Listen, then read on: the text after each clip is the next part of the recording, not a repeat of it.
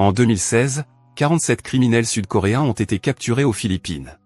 Lorsque les criminels sont arrivés à l'aéroport pour être rapatriés, un terrible incident s'est produit lorsqu'un homme désespéré, le mari d'une victime assassinée, a commis un attentat suicide pour se venger des criminels. Des dizaines de personnes ont trouvé la mort dans cet incident.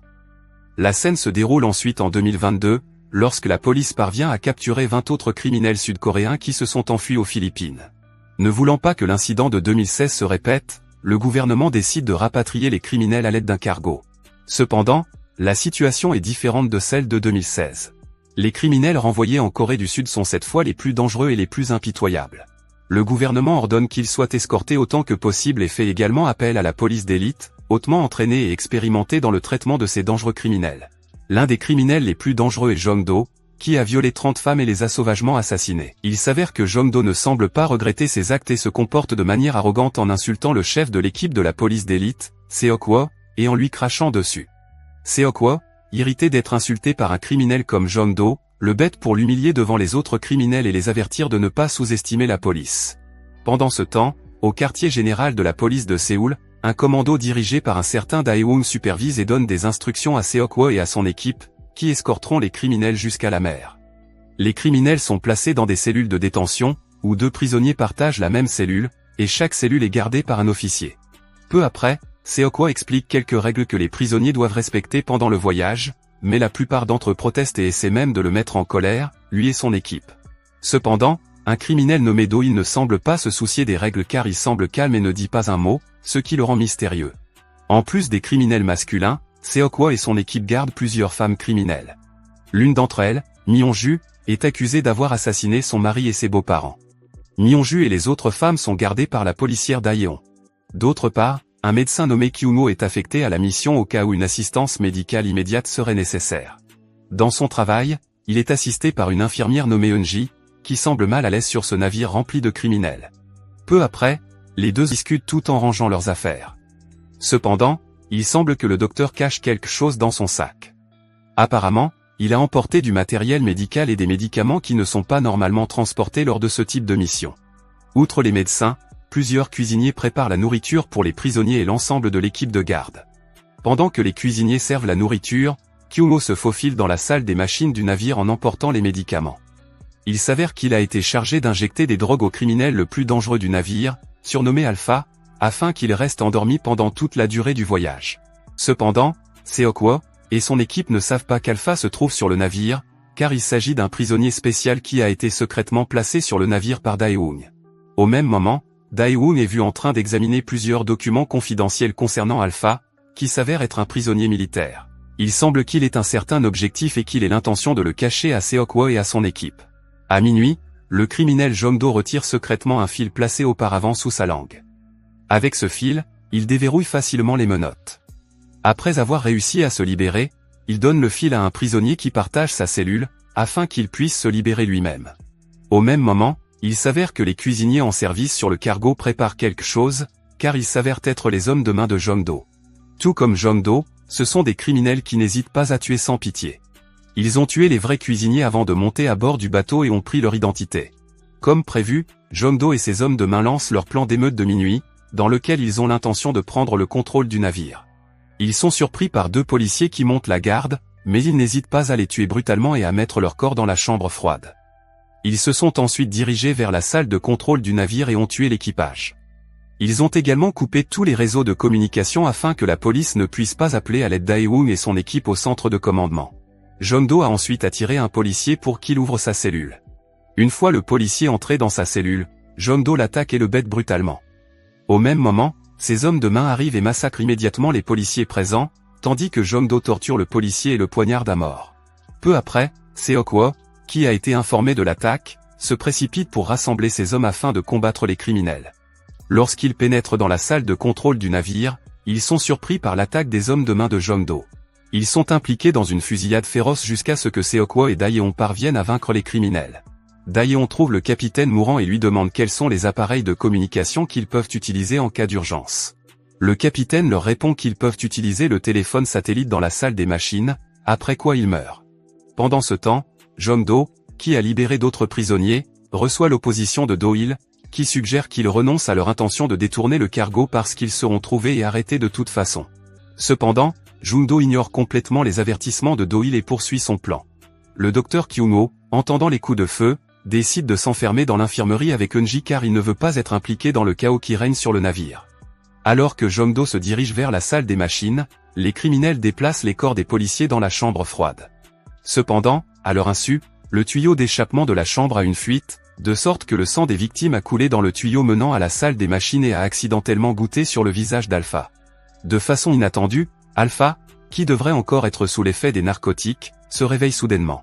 Au même moment, Seok-woo et son équipe arrivent à la cellule de détention des criminels et sont choqués de constater que tous les agents ont été massacrés. Sachant que Jong-do et ses subordonnés ont l'intention de détruire le téléphone satellite dans la salle des machines, ils s'y précipitent. Pendant ce temps, Jong-do est déjà arrivé à la salle des machines et détruit le téléphone satellite. Alors qu'il s'apprête à tuer le seul membre d'équipage survivant, Seok-woo et son équipe arrivent enfin et engagent un combat acharné.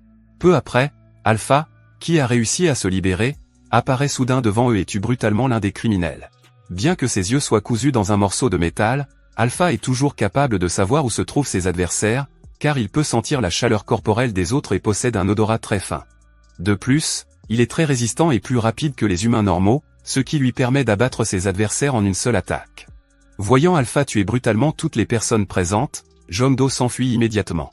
Mais Alpha ne le laisse pas partir si facilement. Il le rattrape rapidement et tue facilement ses hommes de main avant d'engager un combat acharné avec lui. Bien que Jong-do soit un dangereux criminel qui a tué des dizaines de personnes, il est incapable de contrer Alpha, qui le bat brutalement et lui ôte la vie d'une manière atroce. Pendant ce temps, Do-il, Seok-woo, Daeon et un prisonnier nommé So Chul, qui a survécu au massacre perpétré par Alpha, tentent de s'échapper de l'endroit. Do-il engage un bref combat avec Alpha pour le distraire de Seok-woo et des autres qui tentent de s'échapper. Finalement, ils parviennent à s'échapper de la salle des machines après avoir franchi la porte automatique en acier qui s'est refermée juste avant qu'Alpha ne les atteigne.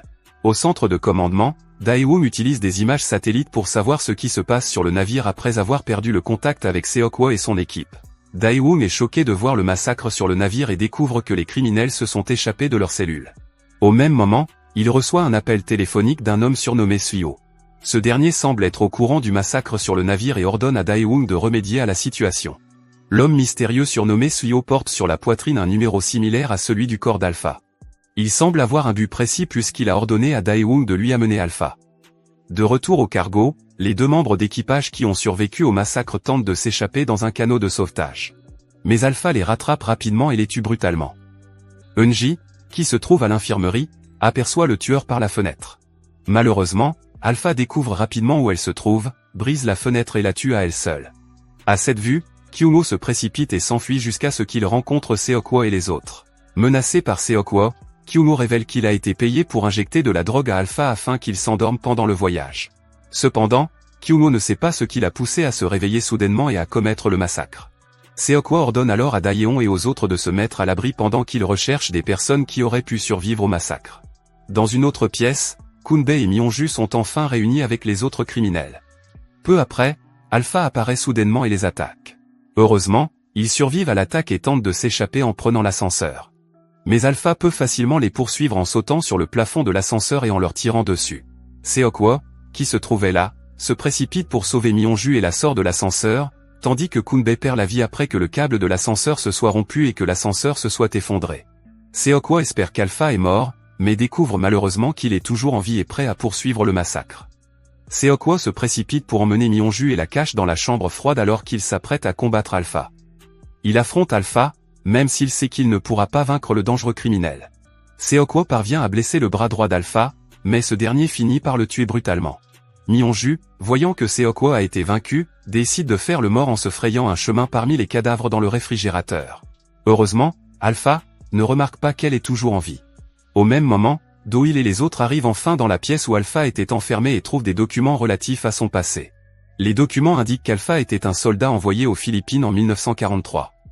Mais à son arrivée aux Philippines, lui et ses camarades ont été capturés par des soldats japonais et utilisés comme sujet d'expérience dans le cadre d'un projet visant à créer des surhommes qui seraient ensuite utilisés comme armes mortelles en temps de guerre. Il s'avère qu'Alpha possède une force et une vitesse supérieures à celles des humains normaux et qu'il est très sensible au son et à l'odeur du sang. Un retour dans le passé montre plusieurs hauts gradés de l'armée japonaise célébrant le succès des expériences. Mais au même moment, Alpha se réveille soudainement et massacre tout le monde. Dans le présent, Daewoo se dirige vers le cargo avec les forces d'élite, membres d'une organisation secrète. Il s'injecte un sérum dans le corps pour augmenter sa force et sa vitesse afin d'affronter Alpha. Arrivé au cargo, Daewoo rencontre Myonju, qui lui demande de l'aide. Contre toute attente, il la tue car il n'est venu sur place que pour capturer Alpha et ne laisser aucun témoin. Malheureusement, Daewoo n'hésite pas à tuer Daeon et les autres, laissant Do-il comme seul survivant. Il s'avère qu'ils se connaissent car Do-il est également un sujet d'expérience et a le même numéro gravé sur sa poitrine qu'Alpha et le PDG. Do-il s'est fait arrêter à dessein pour pouvoir retourner en Corée du Sud avec le vaisseau et traquer Daewoon et l'organisation secrète qui a fait de lui un sujet d'expérience. Dans le passé, Do-il et d'autres garçons ont été kidnappés par l'organisation secrète de Daewoon pour servir de sujet d'expérience dans le cadre du projet de chasse aux loups. Cependant, l'expérience a échoué et ils ont été déclarés morts. De façon surprenante, Do-il est revenu à la vie, ce qui indique que l'expérience a été un succès. Depuis ce jour, Do-il s'est caché de Daewoon et a commencé une nouvelle vie. Cependant, Daewoon découvre que Do-il a survécu et le traque. Ils finissent par le retrouver et n'hésitent pas à tuer sa femme et son enfant, tandis que l'homme parvient à s'échapper. Dans le présent, Do-il, déterminé à venger la mort de sa famille, se fait passer pour l'un des criminels afin de retourner en Corée du Sud. Soudain, Alpha apparaît et les attaque. Une bataille féroce s'engage entre Daewoon et les forces d'élite contre Alpha, qui peut facilement tuer les agents. Cependant, Alpha semble dépassé lorsqu'il affronte Daewoon, car ce dernier s'est injecté le sérum qui peut augmenter sa force plusieurs fois. Il parvient finalement à vaincre Alpha et poursuit son combat contre Do-il. Bien que Daewoon soit beaucoup plus fort que lui, Do-il n'abandonne pas et riposte. Peu après, il parvient à battre Daewoon et se jette dans la mer. Pendant ce temps, il est révélé que Suyo est l'un des soldats utilisés comme sujet d'expérience par les Japonais en 1943, tout comme Alpha. Alors qu'il se trouve dans son quartier général, Suyo rencontre un jeune garçon qui est l'un de ses sujets d'expérience. Étonnamment, le petit garçon s'avère être le fils de Do-il, toujours vivant et retenu captif dans la base après que Daewoon a échoué à le tuer parce qu'il a réalisé qu'il avait hérité du gène surhumain de son père. La première partie se termine en montrant Do-il survivant après avoir plongé dans la mer. Il est déterminé à poursuivre sa vengeance et à tuer tous les responsables. Merci d'avoir regardé. Si vous avez aimé la vidéo et que vous souhaitez aider la chaîne à grandir, laissez un like, un commentaire et abonnez-vous.